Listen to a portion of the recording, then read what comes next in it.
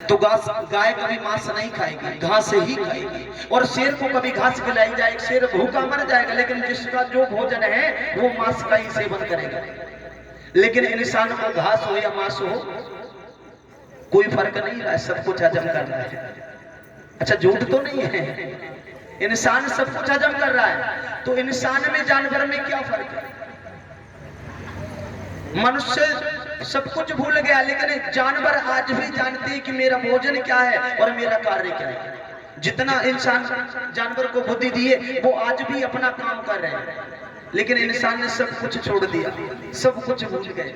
आजकल घास हो या मांस हो सब आता ये जानता है सब कुछ, क्योंकि मैंने बताया था जानत है परमानत नाही कर्महीन कछु पावत नाही। इसीलिए क्यों? क्योंकि जानता सब कुछ है लेकिन मानता नहीं है। एक सज्जन से मुलाकात हो गई थी हमारी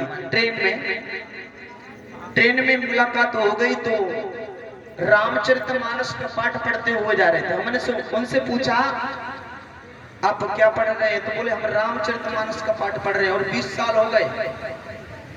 मैंने कहा इससे क्या लाभ होता है? बोले इससे तो बहुत लाभ होते हैं। मैंने कहा अच्छा आप कहाँ पे जा रहे हैं? आप कहाँ पे जा रहे हैं? बोले बस यहीं तक जा रहे थे, हाई कोर्ट तक। बोले क्यों? हाई कोर्ट में क्या काम पड़ गया? बोले ऐसा हुआ कि जब भैया बंटवारा हुआ तो भैया ने हमारी थोड़ी जगह ज्यादा ले ली है, जमीन ज्यादा ले ली, उसका झगड़ा चल रहा है।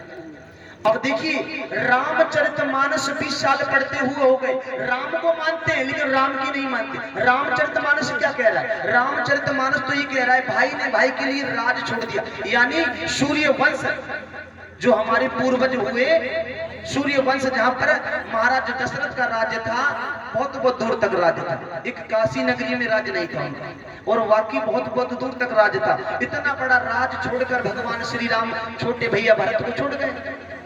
रामचरितमानस तो ये कह रहा है। और भरत ने यहाँ नहीं कि राम वन को गए तो भरत ने भी कुछ कम नहीं किया। भरत ने भैया के लिए बोले जब तक मेरे प्रभु नहीं आएंगे तब तक मैं महल के अंदर नहीं घुसे। भरत महल के अंदर नहीं घुसे 14 वर्ष तक।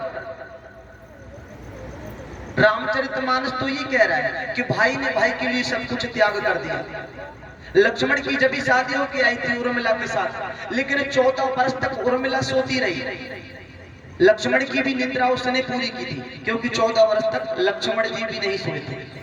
वो प्रण करके गए थे। पहले जो मनुष्य थे वो प्रणकारी थे, जो कह देते वही सत्य होता था, लेकिन उनके अंदर सत्य था, सत्य का धारण किया करते थे, जो कहते वो सत्य होता। लेकिन आज तो मनुष्य यहाँ कह के जाता है कुछ और बाहर निकल के बोलेगा कुछ। ये बात भी सत्य है। अब सत्यता आए कहां से जब अपने अंदर ही सत्य नहीं है?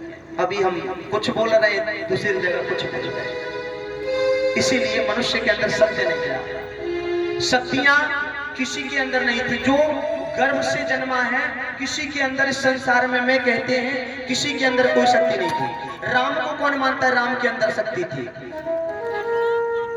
कौन मानता है कि राम के अंदर शक्ति थी?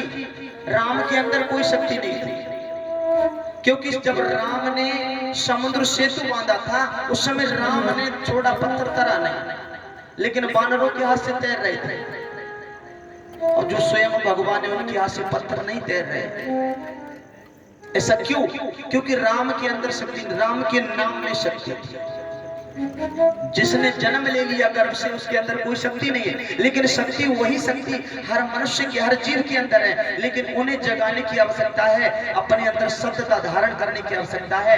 यहाँ पर जो संतों से मुलाकात होती है, जो यहाँ पर कौतुक दिखाते, कर्तव्य दिखाते हैं, हमें जादू दिखाते हैं, उनके अंदर कुछ सत्यता है जो भगवान को सत्यता दिखाने के बाद कुछ हासिल किया है। हमारे अंदर भी वही है, औरों के अंदर भी वही है, लेकिन शक्तियां सब कुछ है मनुष्य के अंदर, देखने की आवश्यकता है। अच्छा भगवान को, देवताओं को किस किस ने देखा है? किसी ने यहाँ पर देवताओं को देखा है? नहीं देखा है। अच्छा माता जी आपने किसी ने देखा है? मैया जी देवताओं को किसी ने देखा है? किसी ने देखा है? लेकिन मैं बताती हूँ सबने देखा है। आपने सबने देखोगा सुबह सूर्य देव निकलते हैं, किसने नहीं देखा है? सूर्य देव निकलते हैं ना, सबने दर्शन किए होंगे। ये धरती माँ है, ये भी हमारी पूजनी है, इसे भी देख ही रहे हैं ना। ऐसे अनेकों देव हैं जो हम रोजाना नित्य से दर्शन करते, लेकिन हम मानते तो नहीं है।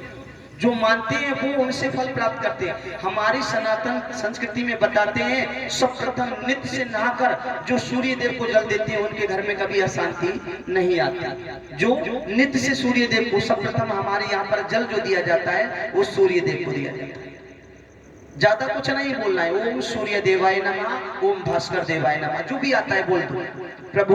और जितना शांति चाहती है माताएं अपने घर में, भाई बंधु जो भी अपने घर में शांति चाहते हैं, मिठास चाहते हैं, तो जल में मीठा डालें, चीनी हो, जितना मीठा शहद हो वो मिलाएं जल में, रंगीन कर लें जल को, उसमें कोई भी रंग डालें, रंग डालकर सूर्य देव को जितना रंगीन जल दोगे, और मेरा मानना है ये प्रण कोई भी करके देखे, देखिए जिस दिन आपका पुण्य उदय होगा उस दिन आपके जीवन में रंग भर जाएंगे। जैसे रंग सूर्य देव को जल दिया है वो सूर्य देव सब में प्रकाश करते हैं, आपके जीवन में प्रकाश करेंगे।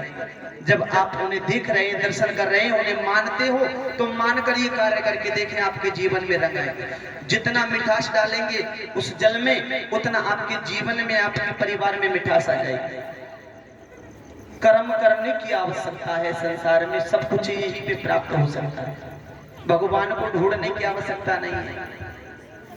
आज एक दूसरे को देखकर करते हैं, ज्यादा से ज्यादा एक दूसरे को देखकर करते हैं। अगर किसी ने व्रत कर लिया करवा चौथ का, अभी जो व्रत आ रहा है, हमारी माता कहती है हम भी करें, हम कोई कम कोई है पड़ोसी से, क्यों?